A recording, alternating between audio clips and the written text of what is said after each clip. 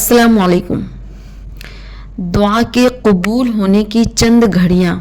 तो अगर किसी इंसान को कोई चीज़ चाहिए हो और शिद्दत से वो शख्स उस चीज़ को मांग रहा हो तो उसको चाहिए कि अपनी दुआ को तहज्जुद में शामिल करे, क्योंकि तहज्जुद की दुआ कभी रद्द नहीं होती।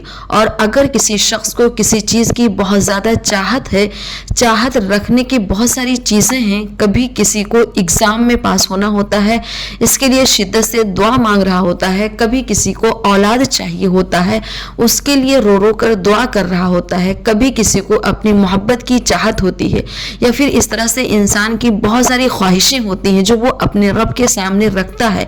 लेकिन अगर वो शख्स अपनी चाहत को मांगने के लिए तहज्जुद में नहीं उठ रहा, तहज्जुद में उठकर नमाज पढ़कर अपने रब से नहीं मांगता है, तो समझो इंसान उस चीज़ के लिए सीरियस नहीं है, क्योंकि तहज्जुद के टाइम मांगी हुई दुआ कभी रद्द नहीं की जाती और ये बात हर मुसलमान जानता है। तो इसलिए अपनी दुआ को तहज्जुद में मांगे, इंशाल्लाह ज़रूर कबूल होगी। एक हदीस है कि अल्लाह पाक अपने हाथों को फैलाते हैं और कहते हैं कि मेरे किसी बंदे ने रात में कोई गुनाह किया है तो वो तहज्जुद में अपने गुनाहों को बख्शवा ले, और अगर कोई शख्स दिन में गुनाह करता है तो फरमाते हैं सोने से पहले अपने गुनाहों को बख्शवा ले, क्योंकि जब तक हमारी सांसें चल रही हैं तब तक अगर हम अल्लाह पाक से अपने किए गए गुनाहों से माफ़ी मांगते हैं तो अपने किए गए गुनाहों पर शर्मिंदगी महसूस करते हैं और वो शख्स अपने गुनाहों की बख्शिश चाहता है तो अल्लाह पाक उस शख्स को माफ़ फरमा देते हैं और बख्श देते हैं।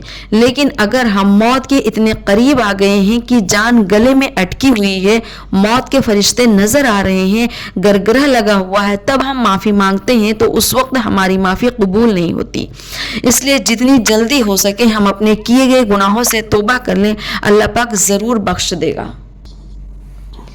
अगर कोई शख्स बावजू होकर जिक्र व अज़कार करके सोया है और फिर रात में ऐसे ही अचानक आँख खुल जाए, उस वक्त हम जो दुआ मांगेंगे अल्लाह पाक ज़रूर कबूल करेंगे।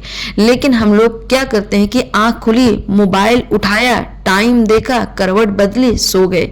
तो उस टाइम सोए नहीं बल्कि अल्लाह पाक से अपने लिए कुछ मांग कर सोएं। कुछ सिचुएशन ऐसी हैं जहाँ पर दुआ कबूल होती है, तो जब इंसान सजदे की हालत में होता है तब दुआ कबूल होती है। तो हमें चाहिए कि जब हम दुआ मांगे तो सजदे में जाकर मांगे, इंशाल्लाह ज़रूर कबूल होगी, क्योंकि इंसान अल्लाह पाक से सबसे ज़्यादा करीब तब होता है जब वह सजदे की हालत में होता है। इसी तरह इंसान को अज़ान और इकामत के बीच में दुआ मांगनी चाहिए, दुआ कबूल होती है। जुम्मे के दिन एक घड़ी है, उस घड़ी में दुआ कबूल होती है। कुछ लोगों का कहना है कि वो घड़ी असर और मगरिब के बीच है, तो इस टाइम ज़रूर दुआ मांगा करें, दुआ ज़रूर कबूल होती है। अरफात के दिन दुआ कबूल होती है, जिहाद के मैदान में दुआ कबूल होती है, बारिश के टाइम मांगी हुई दुआ ज़रूर कबूल होती है। हमें उस टाइम दुआ मांगनी चाहिए।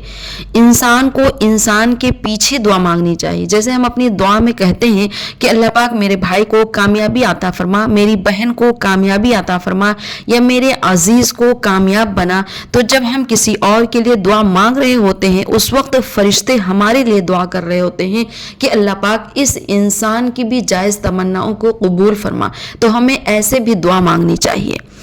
जमजम पीते हुए दुआ मांगनी चाहिए। तो ये कुछ घड़ियां हैं जिस घड़ी में हमें अपने लिए, अपनों के लिए ज़रूर दुआ करनी चाहिए। अल्लाह पाक ज़रूर कबूल करेंगे। आमीन सुम्मा आमीन।